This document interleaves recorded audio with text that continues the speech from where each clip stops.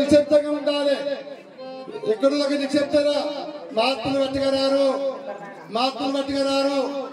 వాళ్ళు ఒక్కొక్క శబ్దము రక్తంతో సమానం కనుక కుంభమేళ వద్ద కూడా వాళ్ళు వెళ్ళలేరు. అక్కడ ప్రవచనం ఈ మహాసభ లోపల మహాత్ముని వాక్యం ఉంటే కుంభమేళంతా స్నానం చేసే పుణ్యం దొరుకుతుంది. నిశ్శబ్దంగా ఉండాలంటారు. కెమెరా ఇటువైపు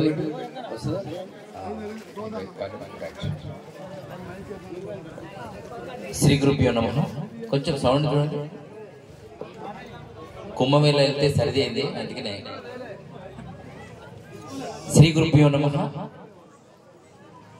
అందరూ ఒకసారి 3 మార్లు ఓంకారం అనాలి. స్టేజీ మీద ఉన్న వాళ్ళు కూడా అనాలి. కళ్ళు మూసుకోండి. అందరూ నిలబడ్డ వాళ్ళు కూడా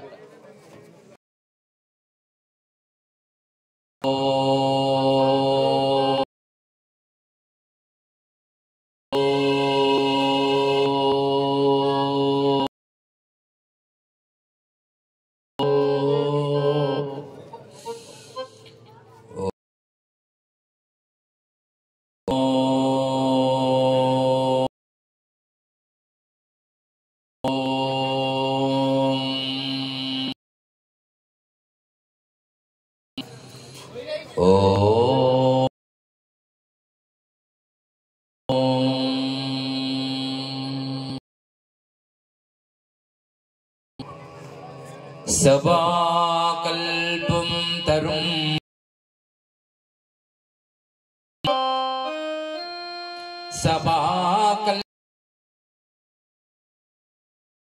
శాఖోపజీవితం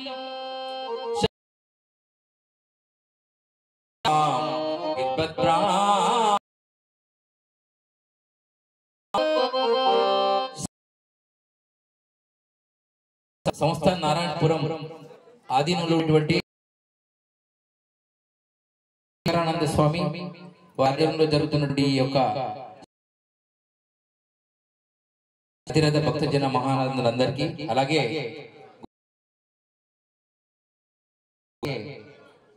స్వామి ఇంకా అనేక మంది, అనిల్ కుమార్ స్వామి వారు, అలాగే ఈ కార్యక్రమం గురుజీలు అయినటువంటి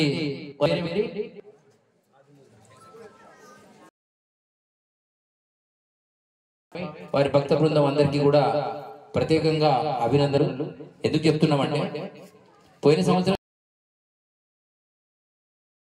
ఏమిటో మరి కుంభమేళ వెళ్ళారా లేకపోతే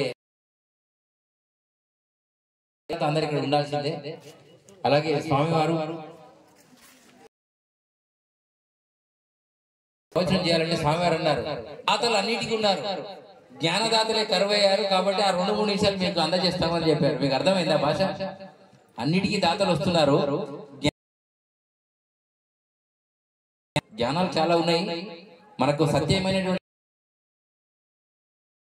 ఈరోజు సూటిగా ఒక భక్తుడు ఇంతకుముందు పేరు స్వామి మాకు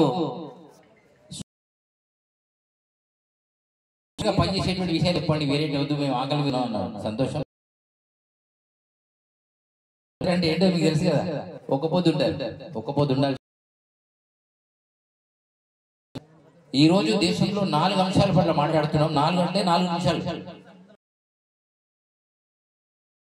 ఒకటి ధర్మము, ఒకటి దేవుడు. అదేంటి స్వామి దేవుడిని లాస్ట్ పెట్టారని మీరు అనవచ్చు. పుణ్యకాలం పూర్తి అయిపోయింది. అట్లా కాకుండా 7,32,000 గ్రామాలు ఉండేవి.